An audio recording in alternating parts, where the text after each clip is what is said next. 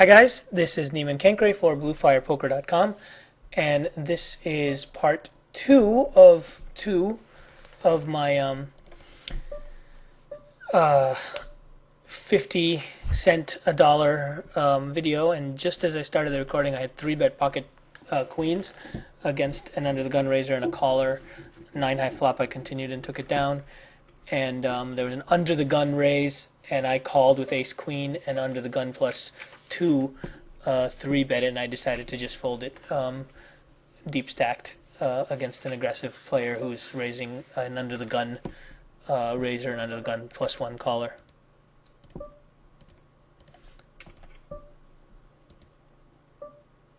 Pocket tens I bet and was called. I'm going to check now, and I will call the 1/3 pot bet.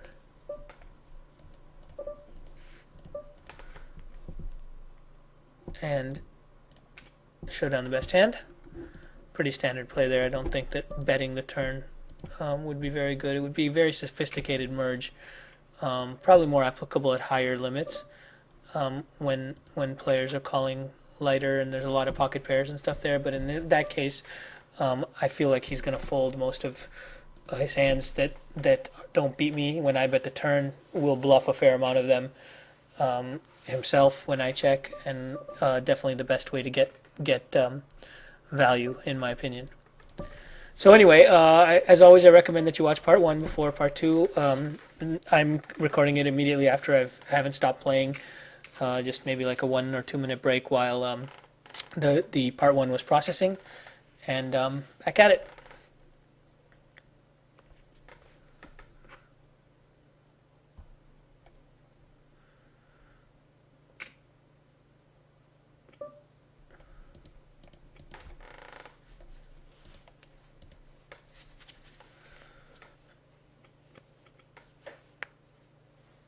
So the session's going pretty well, I guess, so far.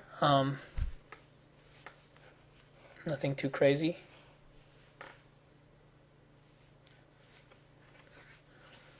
No reads other than what I got from playing part 1, which is basically that everyone seems to be pretty quiet and playing pretty straightforward, with the possible exception of Vic DeLuca on table 1. He seems to be on the aggressive, maybe even a little bit out of control side, though I do think that he does seem to be a good player, not somebody that I like to have on my immediate left.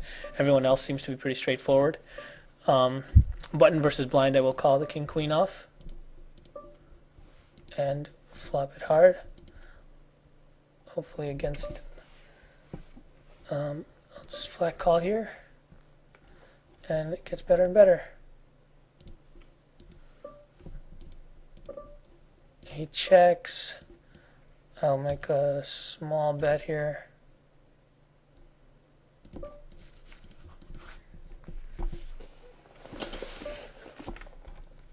One that I don't think I'm getting any more money out of jacks or less in that spot, and I don't think he's folding ace king or pocket aces, so pretty standard. Flopper min raises me here. I'll go right back over him, of course, with my ace king and the short stacks. And he folds.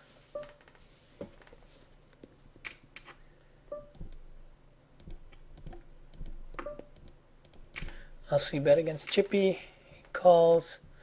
Do not get a good card to continue. Obviously would have kept betting on a jack, queen, king, or ace. Here I'll just check and hope to hit. And just give up. It's important to understand when it's profitable to fire second barrel and when not. It's not random. There's one leak that I see is people just seem to sort of randomize it, which is really not wise. I'll raise Steve Wynn limping into my big blind. Mike here bets into me, and I've got some equity. I've got the gut shot and a backdoor flush draw, so I'll go ahead and try to represent something big. Ideally, it would be better to do that. I'm going to call this 1/3 pot bet from Steve. It's a tiny bet, but I don't think I'm good, but very often, but enough to call 1/3 pot. So over here on table 2, I think he does have a hand a lot of the time. Oof, forget that now. But I could try to represent, a set, and then if I turn an open ender or a flush draw, barrel it off. Probably not the best play at these limits. I think these players are straightforward enough that that was probably not wise. It's a good play at the higher limits, where people don't automatically go nuts with an overpair, plus where they will not have anything. They'll have air some percentage of the time. I'd let out with my second pair. I get raised. I'm sure I'm behind now, but I have to call this for $2 more into a pot of 18. Ooh, it's worse than I thought. I'm drawing only to my 5.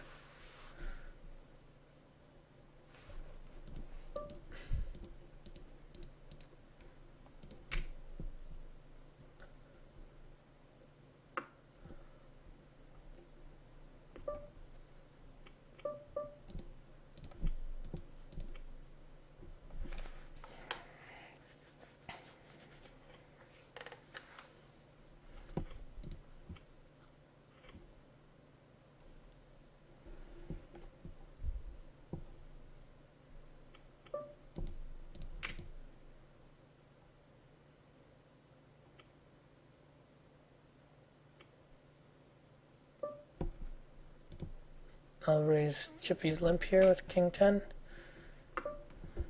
C-bet my ace king.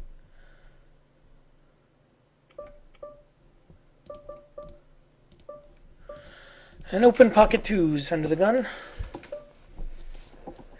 And king queen in the hijack. And now pocket 3s on table 1. Getting some playable hands.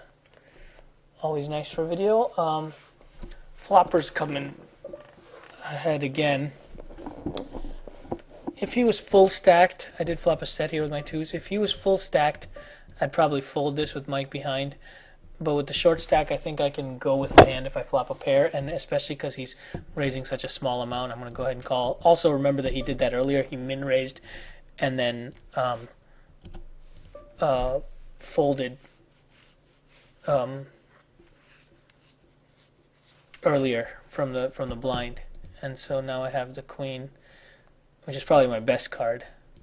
And I fill up here.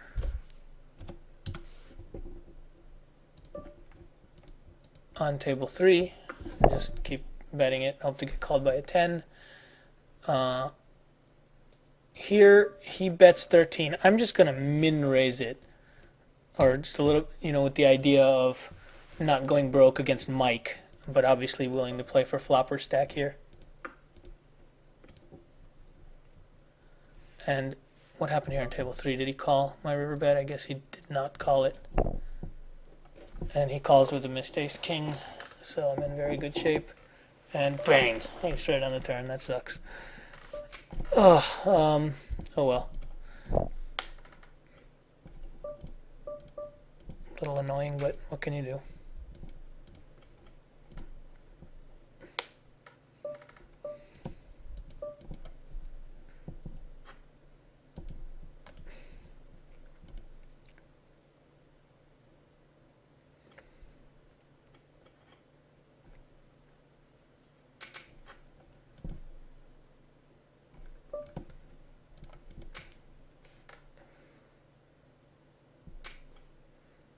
Guy's avatar looks kind of like Dr. Jiggy. Am I wrong?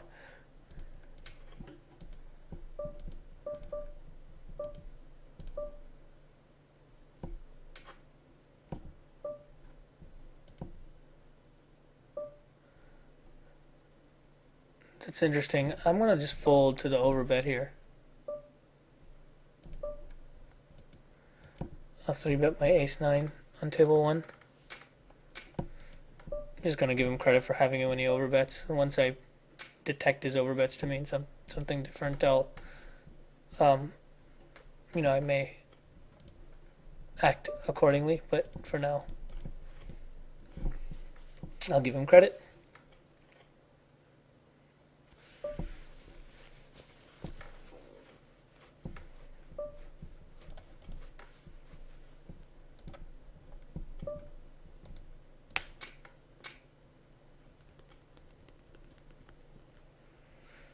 Wow, so there's still limping going on in these games, huh? Thought that was a thing of the past.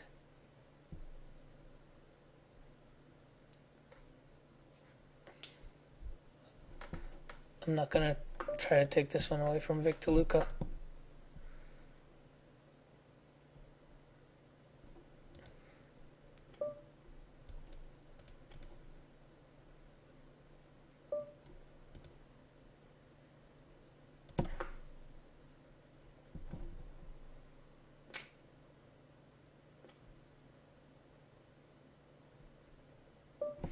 When he checks this again, I want to make a big bet, try to represent King Jack, and if he doesn't, because he's not going to have an ace here, he may call me with a queen, but I'm going to actually overbet the pot here, because he just very rarely is going to be able to call with anything here. The idea is that when I bet like that, I expect him to fold even a queen a lot of the time, and most often he doesn't even have as good as a queen. When flopper bets half pot and I've got a pair and a straight draw, I will make this call. And I do make my straight on a card that completes the flush.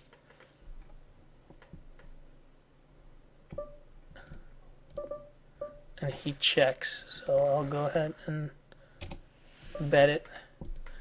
And after raising Steve Wynn, I'll c-bet. I do have the ace of hearts, which is somewhat relevant to this hand. Now I pick up a straight draw, although that 10 is kind of works with his hand. And a lot of his one pair hands will now have a pair and a straight draw, and if he had a straight draw, I'd cut there, so I'll just check. And when he checks again here, I will bet. I do have the ace of hearts again, which is relevant. It would have been more useful if I had barreled the turn. That would give me a good 3-barreling river, but now at this point I think he probably has a 6 or a 7 only, and I'm hoping he will fold.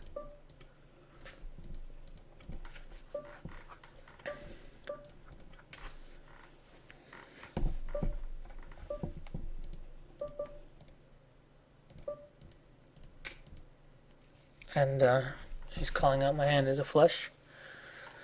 It was a fake flush.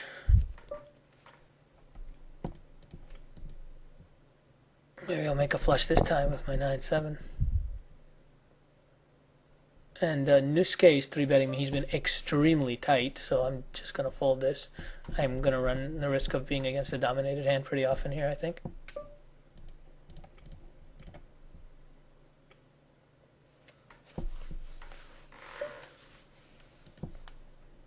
And I'll complete with all these people having limped in. I'll call Steve Wynn.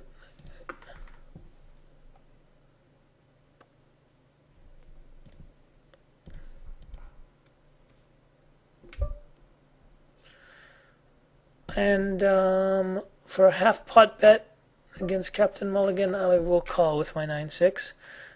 I wouldn't do that if I thought that I would run the risk of getting check raised or anything, but I think these guys would have bet. I don't think that players are playing that sophisticated. Steve Wynn bets less than a third pot, so I'll call with my pair of 10s, expecting it's more of like a peel against my 4-outer, because I think he has the king very often here in this spot. And now, when the board comes with a running flush, I'm going to make a small bet, very small, because I think he has a 10, which means that has one card that is not a flush card, so unless his other card's a heart, it's a small value bet.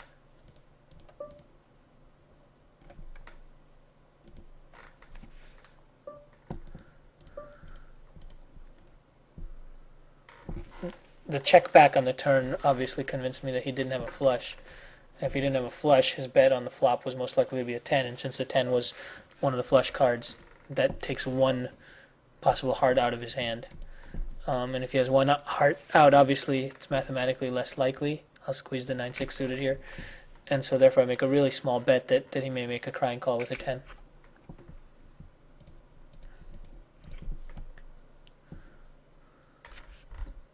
Not likely to be called, but might as well make the bet.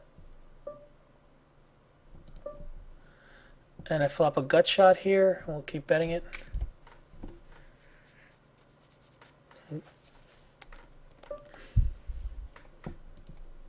hope that I was called by bigger cards. And can I call 21 into 31? No.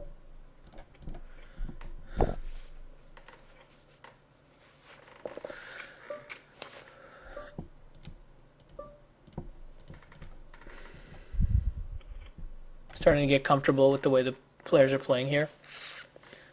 Part one, I was just kind of finding my bearings, as you know, since the players are so dissimilar. By the way, I can't stop laughing at this picture. It really looks like Dr. Jiggy on steroids. Am I wrong? Anyway, sorry, I'm just amusing myself here.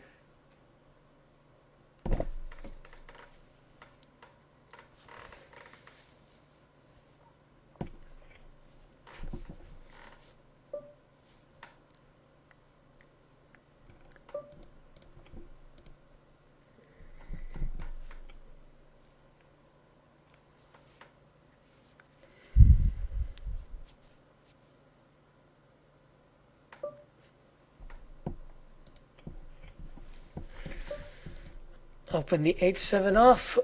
Unamya is folding consistently. He's not showing any resistance in the big blind. So I'm going to be basically opening every single small blind. Another thing to keep in mind is that Steve Wynn is folding nearly every single button. So when he does open, I have to give him credit, and I'm not going to be squeezing against him.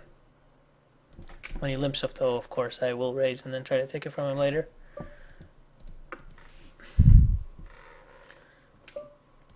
I'll call, obviously, this bet with the pocket nines. Fold against Unamya.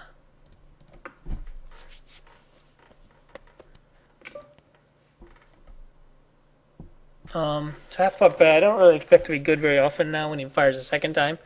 However, with the straight draw and the flush draw, I think, and with some limited showdown value, I think I can call a second time. I couldn't call that if my hand didn't have some showdown value, by the way. That would not be a good call to make with, just chasing a flush.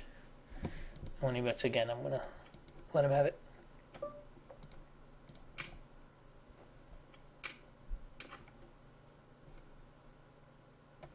Yeah, I could only call on the turn because I had both the 9 of clubs and the turn brought a straight draw for me.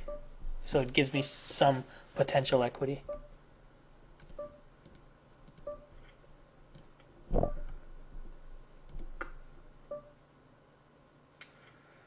I'm getting called with the 3/8, which is nice.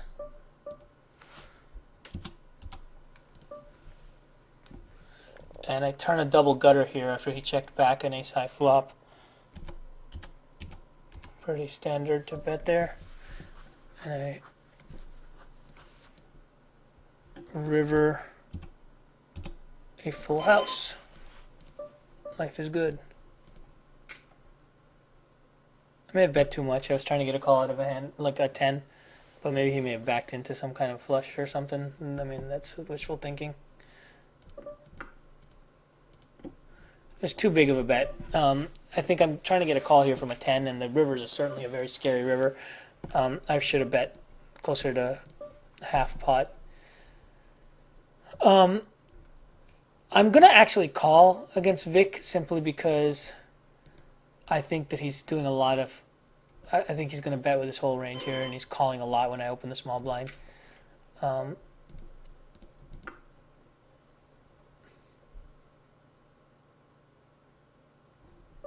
That being said, I don't know how often he's going to double barrel, so it might not have been a good call. That's probably a mistake, actually. I screwed up.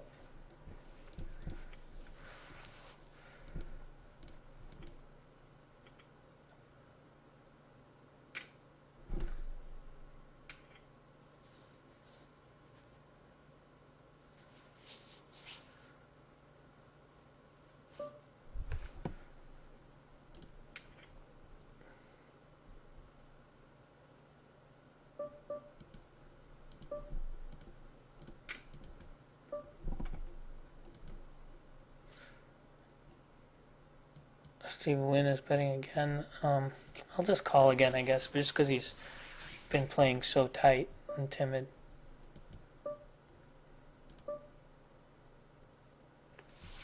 And the sizing made me want to raise, but I don't know if he would have called. I will raise this button open here with the A7 suited.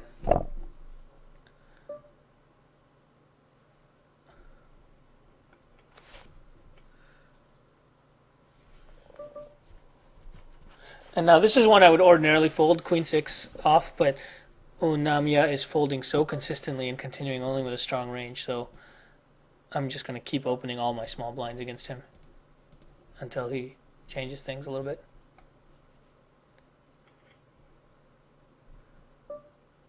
And give me a walk there with pocket 7s.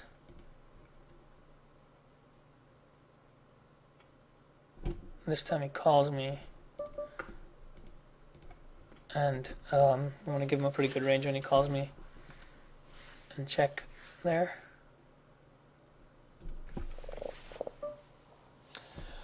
And fold.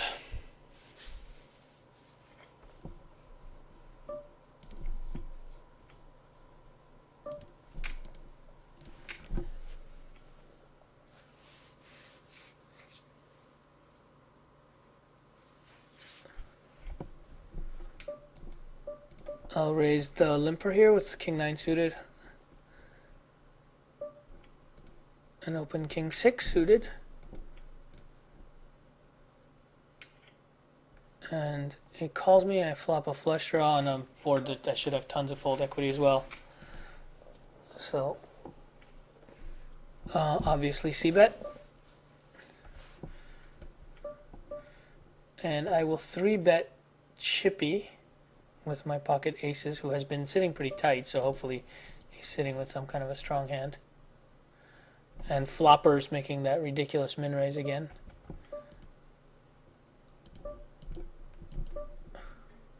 I do get called. I turn, well, the flush turns, but I do have the ace of spades, so I think I can keep betting. And he folds. Here against Steve Wynn, I don't expect him to bluff at me too often, and I don't expect him to fold any worse hand, so I'll just check back my ace-king.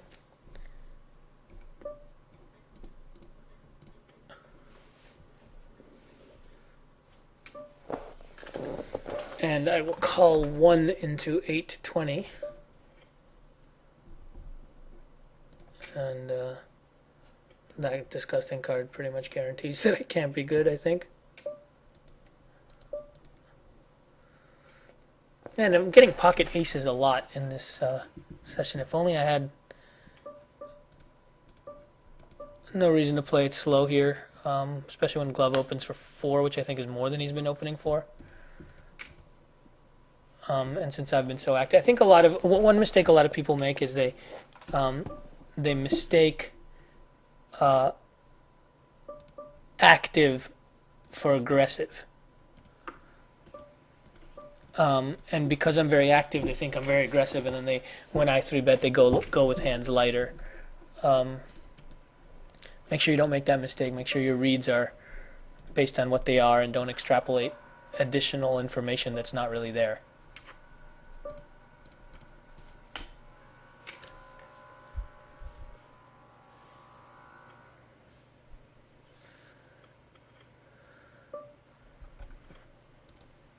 Now against Vic, who does have a, well, I'm going to check actually. I'm going to check and call again. I was thinking I could bet here as a form of merging against a player like Vic. When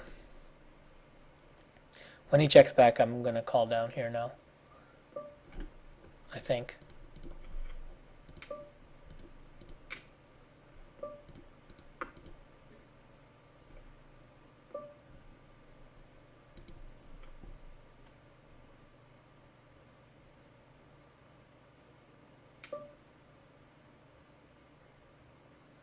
That's interesting. This is 8 overbets here.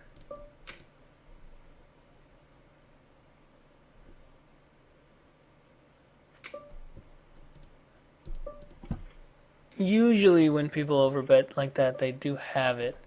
Here it might be that he has got like ace little or something trying to...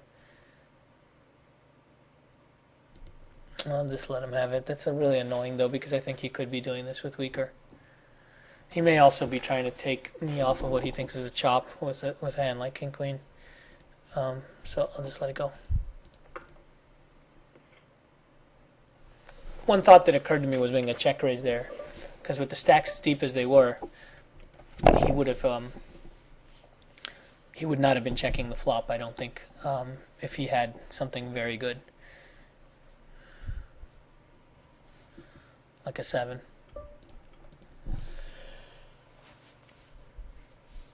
Oh, excuse me.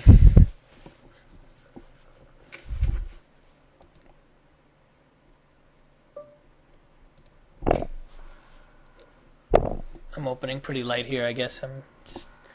This table is letting me do that, so just trying to taking advantage of it. Really, the only player who's putting much resistance to, preventing me being the table captain and running him over is Victor Luca on table 1. Everybody else is playing pretty straightforward.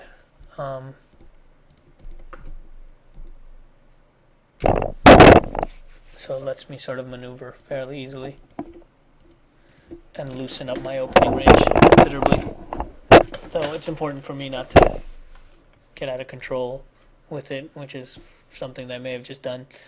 Opening ace-4 off from under the gun +1 is probably not very smart.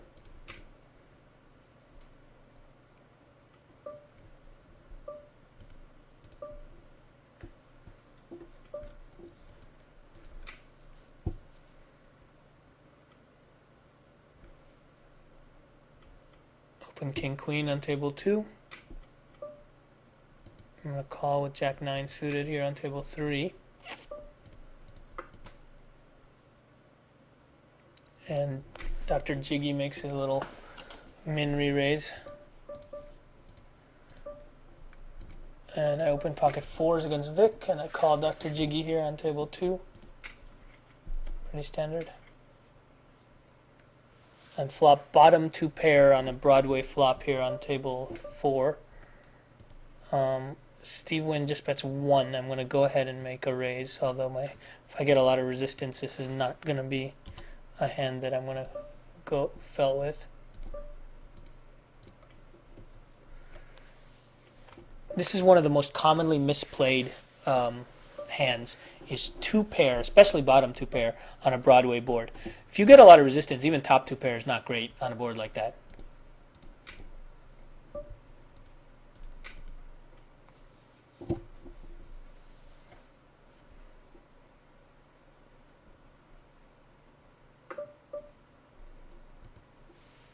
I'll call the re-raise here with my 5s.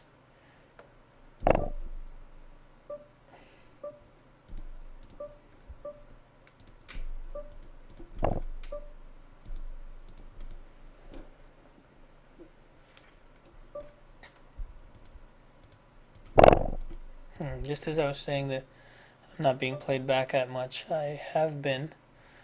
But because it's happening so infrequently, there's no reason for me to slow play. Like in my games, with so much 3-betting going on, a lot of times I would just flat call and then check raise the flop here. And here, the 3-betting is happening infrequently enough that it's clearly happening with a much stronger range. So then when I do have a big hand, I may as well get the money in earlier. Like now. As opposed to after a flop that doesn't connect. That flop does give him some hope here, of course, but not quite enough.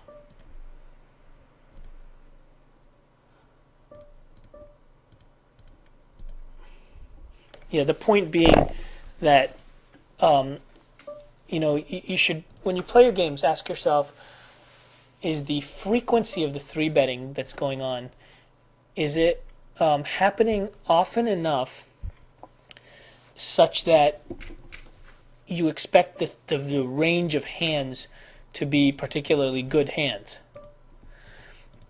And if the answer is yes, when you have monsters, you can play them fast because you will expect that your opponents are not doing it with like speculative hands, and you're not going to lose your market there. After this checked through, I'm going to go ahead and take a stab here with my ace high. On the other hand, if you're seeing with a lot of speculative hands with players that are going to c-bet, there's a lot of value in just in flat calling and then check raising, or if you're in position, raising the flop. Of course, you occasionally run into them hitting their hands that way, but it's well worth the additional money that you can get. Not to mention, perhaps the most important benefit is that it balances you for when you do call raises with weaker holdings. When you call this ace-10 obviously wasn't going to play well in this particular situation. Captain Mulligan has not raised very frequently, out of position, domination issues, plus this guy who is probably going to call. So clearly a fold there. Lonamia's been sitting tight, so I'm not going to fool around with this 4-2 suited. So yeah, I guess that just completes my thought. What I was trying to say.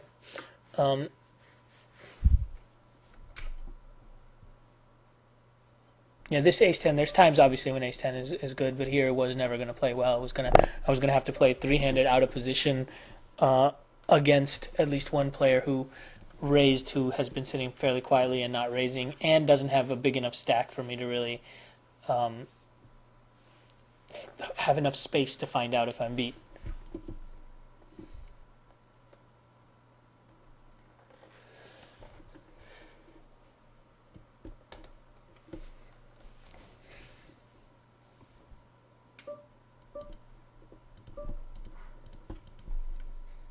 Interesting to note that he raised only to 3 over a limper earlier, and now he opens for 4.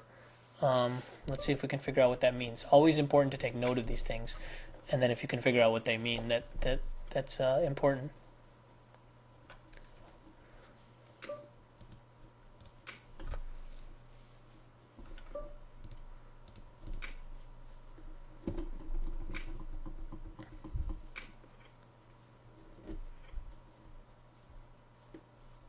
And I flop bottom pair with the gut shot here against Steve Wynn.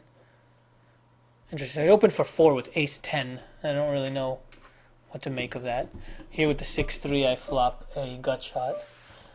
I'm going to call this little bet because I have the straight outs too, although I don't really love my hand here.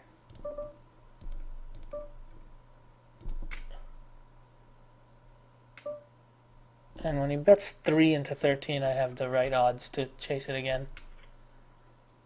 No, it's interesting. I make 2 pair, but I still don't think it's going to be a great hand. I do get check raised here, and with his stack, I can't really float this. Unfortunately, if we were deeper, I could call this. God, this is annoying. When he bets 5 into 20, I really want to call, but I can't imagine that I would be good here. I'm going to let it go here. God, it's 5 to win 25, though. Let me think about this for a minute. Here I'm going to fold. If this was deeper, I would have floated this one. I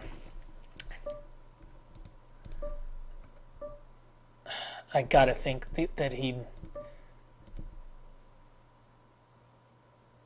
that's too small of a bet, I'm going to call it.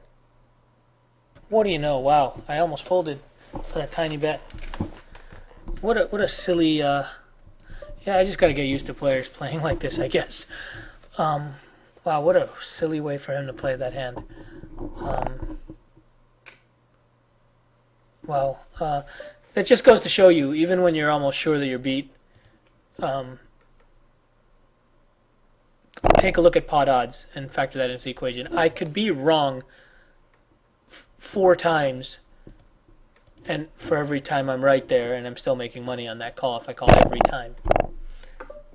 Similarly, when you guys are making your own bets, make sure you consider the overlay that you're offering your opponents, especially if they're observant to that.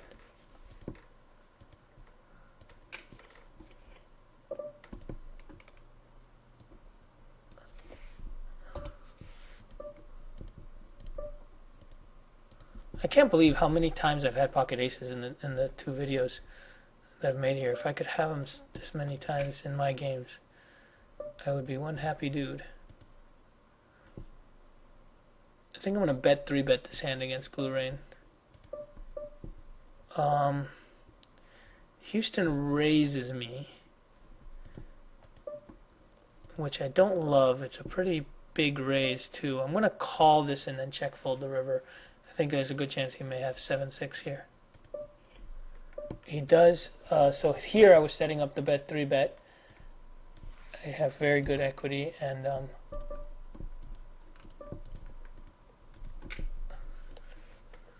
now everything got there.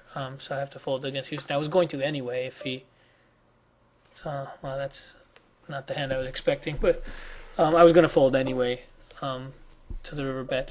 And here against Blue Rain, I bet 3-bet and took that down. I have certainly probably 50-50 equity against whatever he had, but by representing my hand so strongly, I think I can get some fold equity out of one pair hands, especially out of a player that's been sitting reasonably tightly, as he has.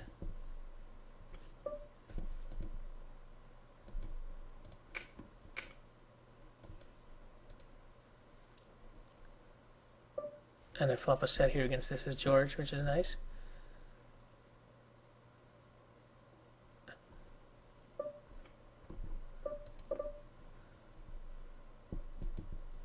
It's 13. I'll go ahead and raise it right now because it looks drawy. And I'm going to make a small raise that might tempt him to shove Ace-King.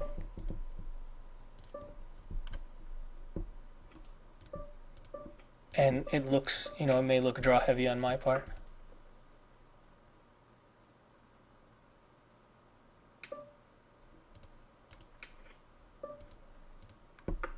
Like he just folds there.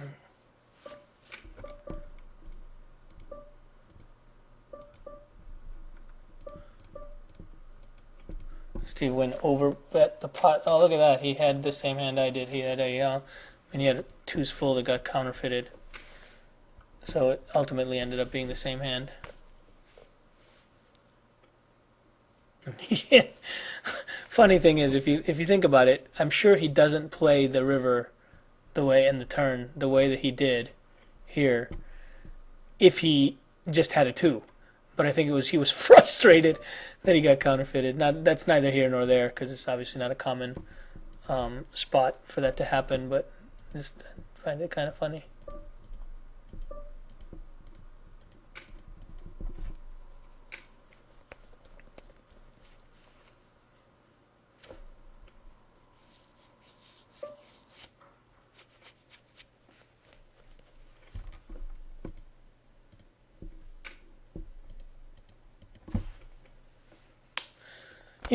With how tightly and straightforwardly the players have been playing, I got to go back to this hand. I think I probably should have just folded. It's definitely not a fold in the more aggressive games that I play in, and that probably was what tilted me. But I bet the flop and he called when he raised the turn. I probably should have just folded. I just don't think that these guys in these games are taking that line, calling flop and raising the turn without actually having a legitimately very strong hand. Better than pocket aces.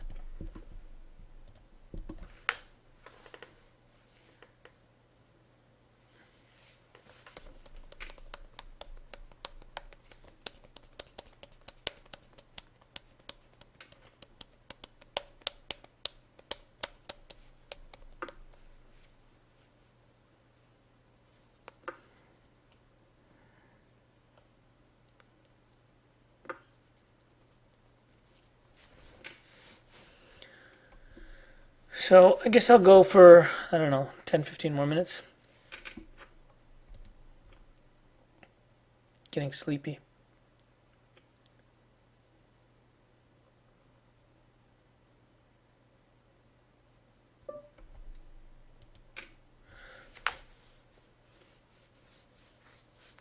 I've 3-bet C-Murder a couple of times now, so this is a good spot to have, where he might be getting antsy.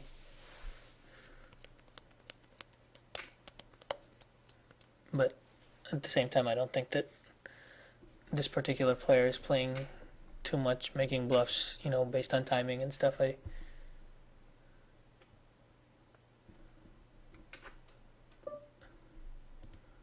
I'll defend with king 10. Big blind versus small.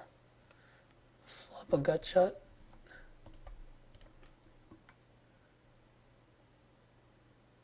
And a backdoor one card king high flush draw. Not a bad flop for me. I'm just going to call here. If he had made a smaller bet, I was going to raise. But this bet makes me think that he has a hand. So maybe I could crack him if I hit something big.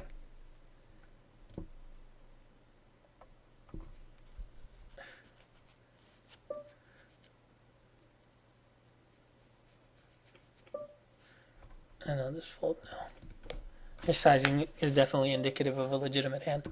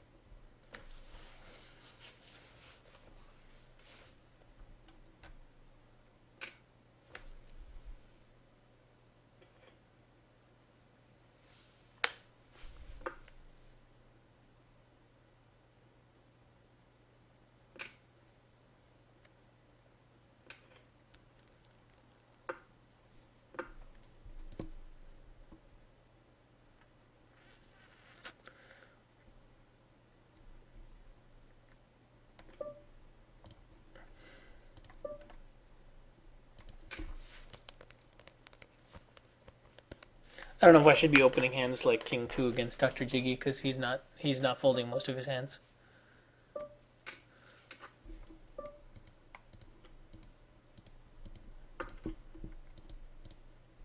Then again, he's not really playing them that well either, so I can probably play almost any 2 profitably in position against him.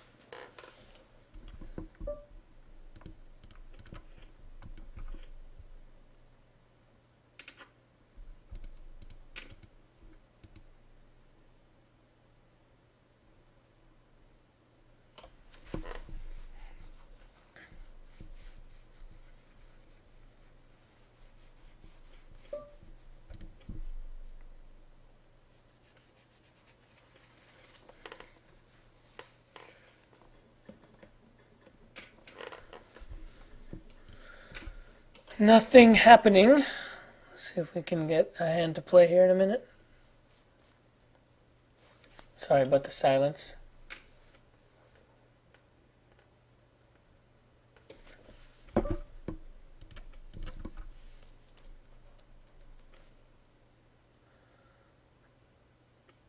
La la la la la la la la la la. Alright, King Queen suited. It looks like the nuts after the last few hands.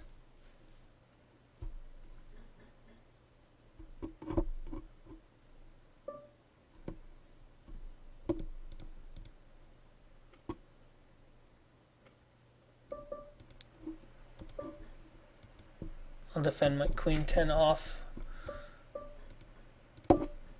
And my King Queen suited. This is probably, the Queen 10 off is probably not a good hand to defend against a type player. You know, again, the domination stuff, but I was just getting bored.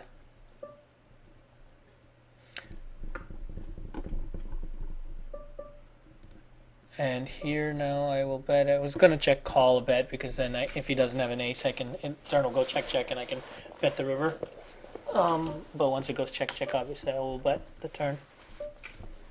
The point being on that board, I could just check call. I didn't need to check raise because he's not folding an ace.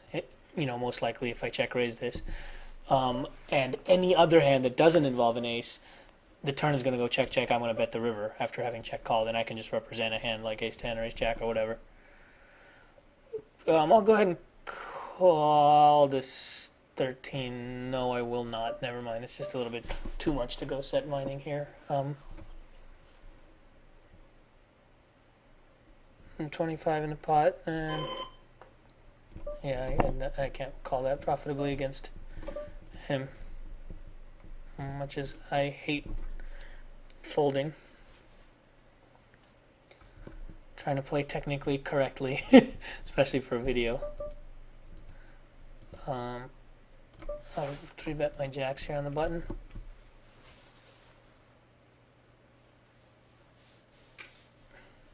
And get called behind. And king high flop is one that I will just check back. 10's not a great card either. I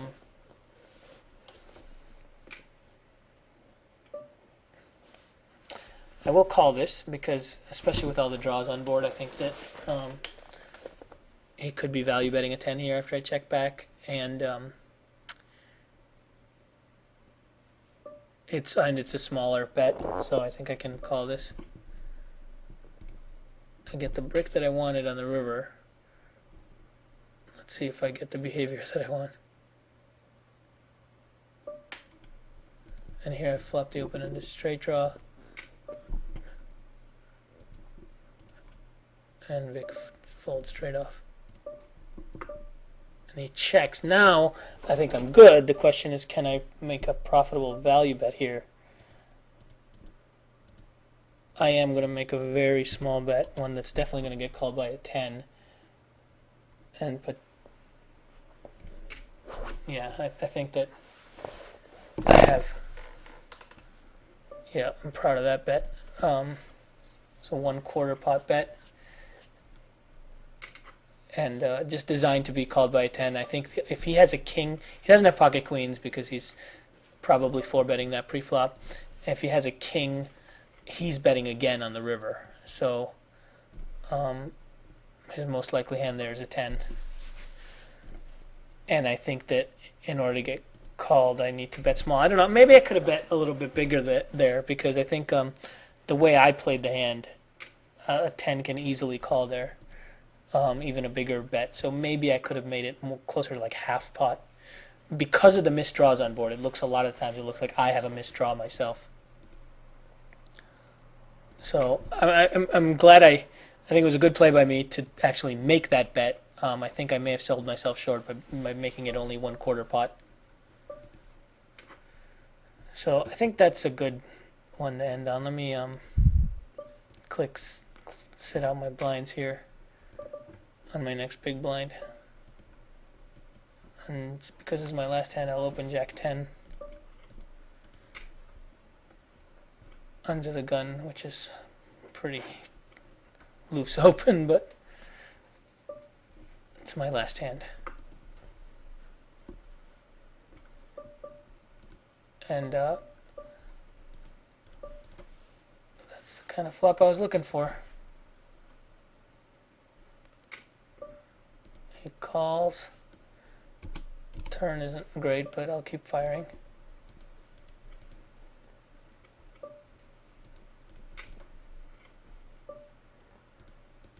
And when he calls again,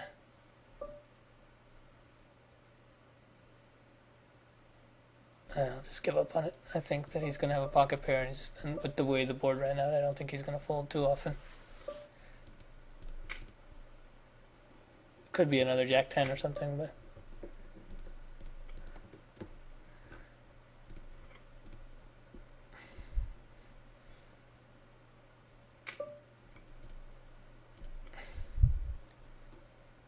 That's the snowman's head that you can see in the picture where the table used to be that me and Satchel built this year, complete with 3D glasses that we got at Yogi Bear.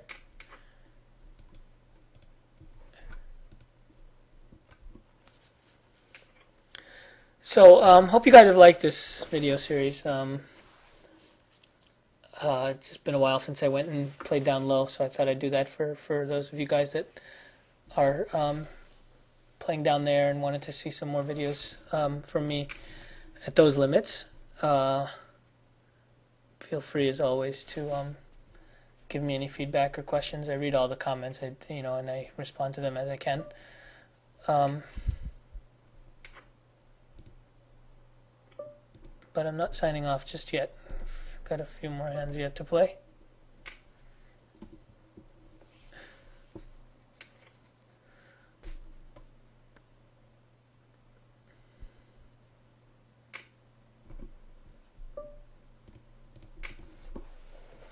I'll bet my gut shot. He calls. The queen is a good barreling card.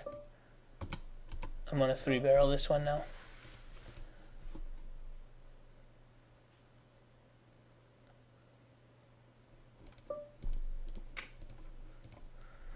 Obviously, the queen doesn't help his hand and puts an overcard out there, so it's a good one for me to fire twice and if called 3 times. Because when he calls me there, he's either got nothing or he's got like a flush draw, a straight draw, or he has a pocket pair of which the queen is going to be an overcard. All right. I guess that's it. So, okay. Now I really am leaving. Hope you guys have enjoyed the video. And I will sign off. This is Niman Kenkre for BlueFirePoker.com. See you guys.